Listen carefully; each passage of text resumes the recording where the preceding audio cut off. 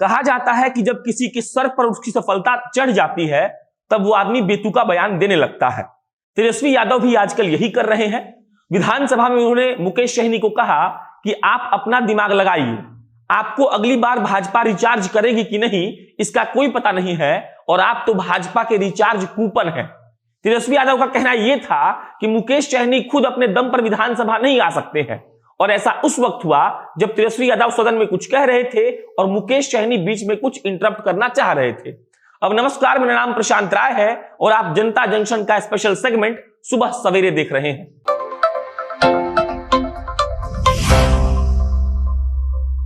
दरअसल तेजस्वी यादव जब विधानसभा में बोल रहे थे तब मुकेश सहनी बीच में उठकर कुछ कहना चाह रहे थे, और तब तेजस्वी यादव ने मुकेश सहनी को कहा कि आप अपनी चिंता पहले कर लीजिए, क्योंकि हो सकता है कि भाजपा आपको अगली बार रिचार्ज ही ना करे। तेजस्वी यादव खड़े होकर किसी को कुछ भी कह दे रहे हैं। उनके भाई तेज प्रताप यादव के बारे में तो सबको पता ही है।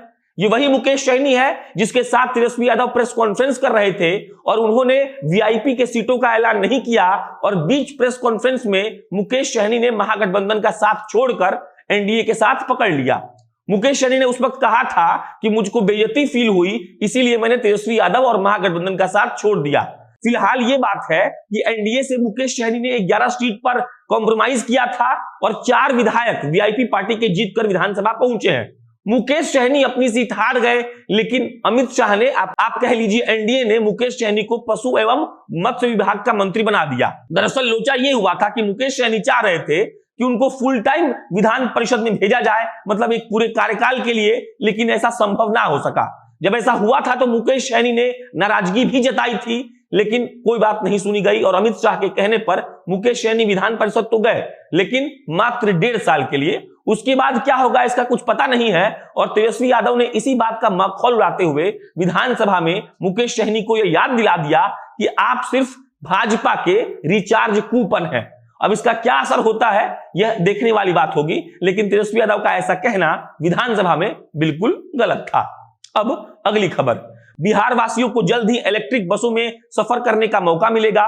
बढ़ते वायु प्रदूषण और ध्वनि प्रदूषण को कम करने के लिए राज्य सरकार ने इलेक्ट्रिक बसों को बिहार की सड़कों पर उतारने की कवायद तेज कर दी है। आपको बता दें कि इन बसों का परिचालन पटना समेत मुजफ्फरपुर और बिहार शरीफ में होगा।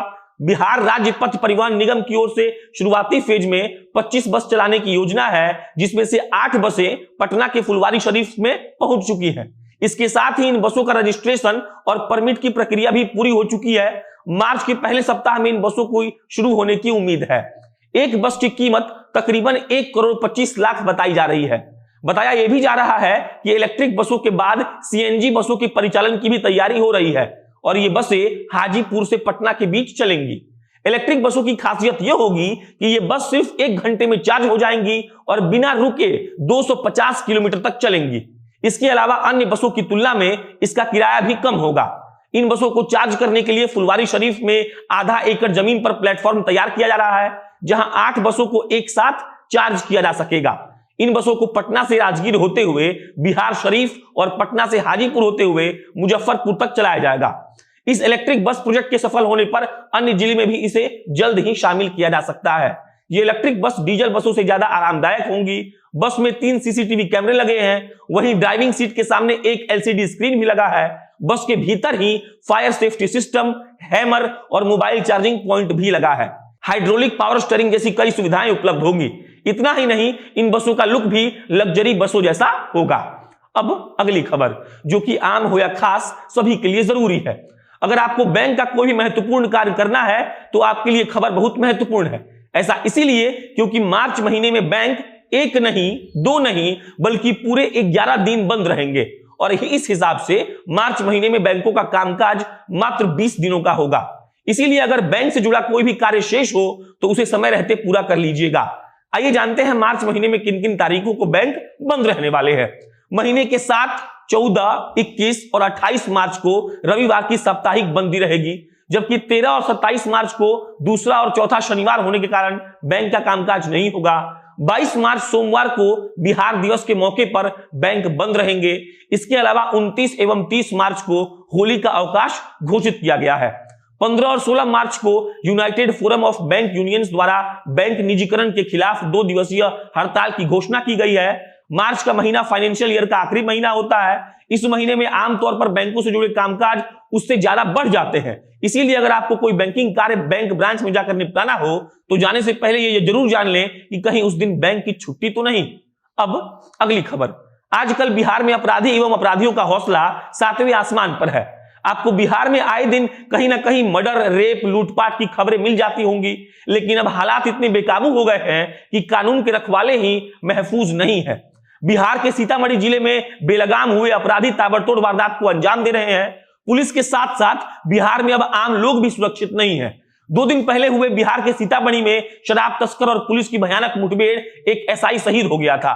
भयानक मुठभेड़ पर राजनीति अभी चल रही थी कि इसी बीच एक और वारदात ने सीतामढ़ी के साथ साथ बिहार के सियासी गलियारों में हलचल मचा दी है। एक बार फिर गुरुवार को बाइक सवार अपराधियों ने दिन दहाड़े नगर थाना के बरियारपुर पेट्रोल पंप के पास स्थित बालू सीमेंट व्यवसायी को दुकान में घुसकर गोली मार दी है। गोली मारकर अपराधी फिल्मी स्टाइल में वहां से फरार हो गए, लेकिन इस दौरान भागते वक्त अपराधियों की पिस्टल और मैगजीन मौके पर गिर गई। घायल व्यवसायी को गंभीर हालत में एक निजी अस्पताल में लाया गया, जहां डॉक्टरों ने उसे मृत घोषित कर दिया। दुकान के स्टाफ का कहना है कि बाइक सवार 2 अपराधी दुकान के पास आए और पीछे बैठे अपराधी ने पिस्टल से गोली मारी। वहीं घटना की सूचना मिलने पर एसपी अनिल कुमार भी अपने दल बल के साथ मौके पर पहुंचे और घटना के बारे में जानकारी ली। एसपी अनिल कुमार ने बताया कि मामले की छानबीन की जा रही है और अपराधियों की गिरफ्तारी के लिए स्पेशल टीम गठित कर कार्रवाई की जाएगी। लेकिन सवाल यह है कि आखिर कब तक बिहार में अपराधियों का बोलबाला रहेगा? आखिर कब तक अपराधी बिहार की सड़कों पर वारदात को अंजाम देते रहेंगे? सवाल बहुत सारे हैं, जिसका जवाब सियासी महकमे पर बैठे भ्रष्टाचार नेताओं को देना पड़ेगा। अब अगली खबर। कोरोना संक्रमण से थोड़ी राहत मिलने के बाद बिहार शिक्षा विभाग ने राज्य भर में 1 मार्च से कक्षा 1 से 5 तक सभी कक्षाओं को खोलने का आदेश दिया है। आदेश में कहा गया है कि हर दिन 50% बच्चे ही स्कूल आएंगे, जबकि सभी शिक्षकों को स्कूल आना पड़ेगा। इस संदर्भ में शिक्षा विभाग के प्रधान सचिव संजय कुमार ने ग्रामीण विकास विभाग को पत्र लिखा है। पत्र में कहा गया है कि कक्षा 1 से लेकर 5 तक के स्कूल 1 मार्च से खोले जाने हैं। बैठक में निर्णय लिया गया है कि सरकारी स्कूल में पढ़ने वाले बच्चों को 2-2 मास्क उपलब्ध कराना है। जीविका के माध्यम से सभी स्कूलों में मास्क दिया जाना है। ग्रामीण विकास विभाग के लिखे पत्र में कहा गया है कि सभी जिलों में मास्क 28 फरवरी तक उपलब्ध करा दें, ताकि 1 तारीख को सभी बच्चों को मास्क वितरित किया जा सके। विभाग के प्रधान सचिव संजय कुमार ने सभी जिलाधिकारियों को निर्देश जारी कर दिए हैं। निर्देश के अनुपालन में जिला शिक्षा पदाधिकारी और सिविल सर्जन डीएम का सहयोग करेंगे। विद्यालय में आकस्मिक सुरक्षात्मक संबंधी तैयारी के लिए उत्तरदायी टीम गठित करने का निर्देश दिया गया है।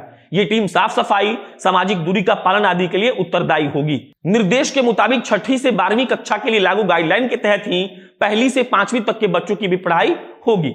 आज के सुबह समय में इतना ही। मेरा नाम प्रशांत राय है, आप जनता जंक्शन देख रहे थे। अगले सोमवार को फिर मिलेंगे। कैमरे पीछे खड़े हैं पीयूष रसिया। बहुत बहुत धन्यवाद।